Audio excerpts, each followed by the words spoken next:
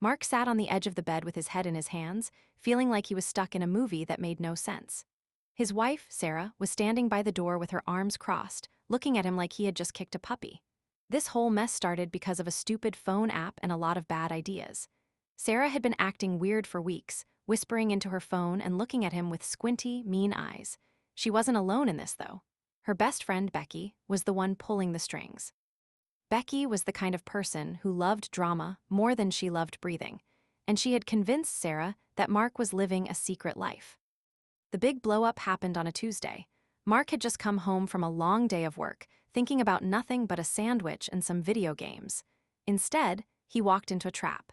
Sarah and Becky were sitting at the kitchen table with a pile of printed papers that looked like they belonged in a spy movie. They told him they knew everything. They said they had proof that he was cheating on Sarah with someone named Tiffany. Mark didn't even know a Tiffany. He asked them what they were talking about, and Becky smirked, pointing at a map on her phone. According to the app Becky had forced Sarah to download, Mark had been spending his lunch breaks at a fancy hotel across town. Mark tried to explain that he spent his lunch breaks at the deli next to his office eating ham sandwiches, but they wouldn't listen. They called him a liar.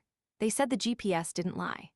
Becky started talking about how all men are the same and how Sarah deserved better. It was like a giant pile of crazy had fallen out of the sky and landed right on their kitchen table. Mark felt his face getting hot. He wasn't mad yet, just really, really confused. For the next 3 days, the house felt like a graveyard. Sarah wouldn't sleep in their bed, and she wouldn't even look at him when he poured his cereal. Every time he tried to talk, she would just shake her head and walk away. Meanwhile, Becky was posting vague stuff on social media about fake people and finding out the truth. It was making Mark look like a villain to all their friends. He realized that he had to do something big to prove he wasn't a cheater, or his whole life was going to fall apart because of a glitchy phone app. Mark decided to go on a mission. He went to his boss, a tall guy named Mr. Henderson, and asked for help. He needed proof of where he was every single second of the last 2 weeks. Mr. Henderson thought the whole thing was hilarious, but also felt bad for him. He helped Mark get the security camera footage from the office parking lot. It showed Mark's car staying in the same spot from 9 to 5 every day. Mark also went to the deli and asked for his receipts. The guy behind the counter, Joe, remembered Mark because he always ordered the same thing with no pickles. With his mountain of proof, Mark called a family meeting. He told Sarah she had to come, and he told her to bring Becky too, because he wanted the person who started the fire to see it get put out. They sat down, and Mark didn't say a word at first. He just started laying out the papers, the parking lot photos, the deli receipts, the logs from his work computer that showed he was logged in and typing during the exact times the app said he was at the hotel. Sarah's eyes got really wide as she looked at the dates and times. Becky tried to say the photos were fake. She said he could have photoshopped the receipts. But then Mark pulled out the best part. He had called the hotel Tiffany was supposed to be at. He found out that the hotel's Wi-Fi had a weird glitch that sometimes picked up signals from the cell tower near his office and mislabeled them. He also found out that the Tiffany they were talking about was actually the name of the hotel's gift shop. He wasn't visiting a girl. The app was just confused by a souvenir store. The look on Sarah's face changed from anger to total shame. She looked at the receipts, then at the photos, and then at Becky.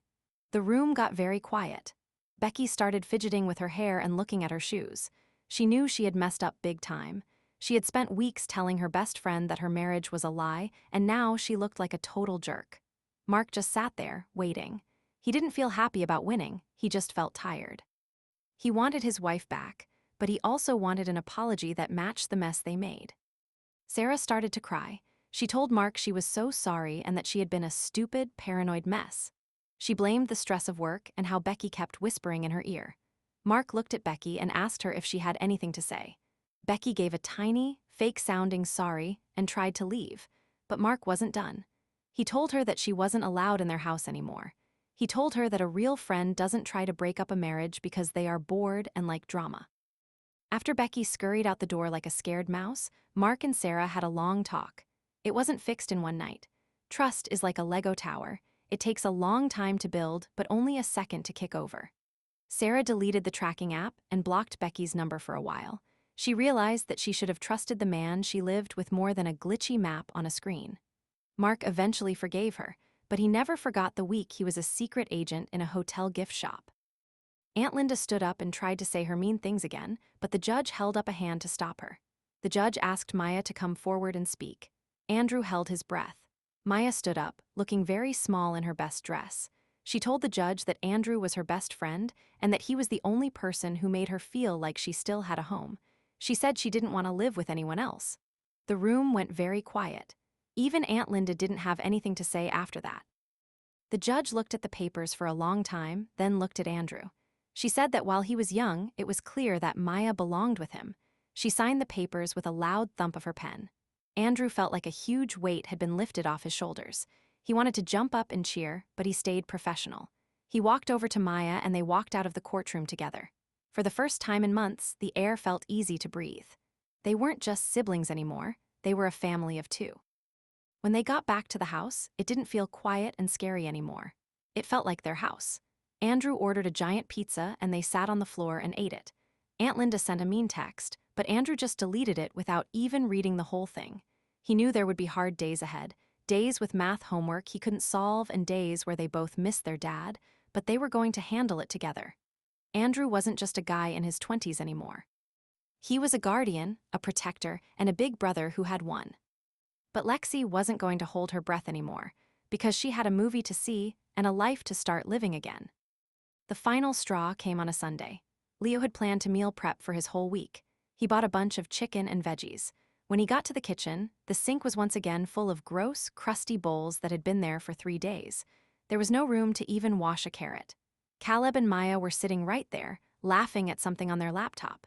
Leo didn't say a word. He just took all the dirty dishes out of the sink and piled them up right in front of the TV.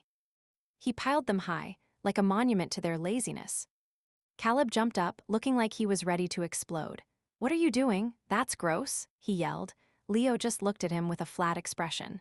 "I need the sink to cook my food. Since you guys love these dishes so much, I thought you'd want them closer to you." Maya looked like she was going to cry, but Leo didn't care anymore. He went back to the kitchen, cleaned the sink, and started his cooking. He didn't look back once. He realized that sometimes, being nice is just a way to let people walk all over you, and he was done being a doormat. After that, the house was super quiet. No one talked to anyone. Leo stayed in his room most of the time when he wasn't cooking or eating. He started looking for a new place to live because he knew this wasn't going to get better. You can't fix people who don't think they're doing anything wrong. As he packed his first box, he felt a huge weight lift off his shoulders. He was going to miss the big kitchen, but he wasn't going to miss the mountain of dirty plates or the people who expected him to be their servant for free. After that, the house was super quiet. No one talked to anyone. Leo stayed in his room most of the time when he wasn't cooking or eating.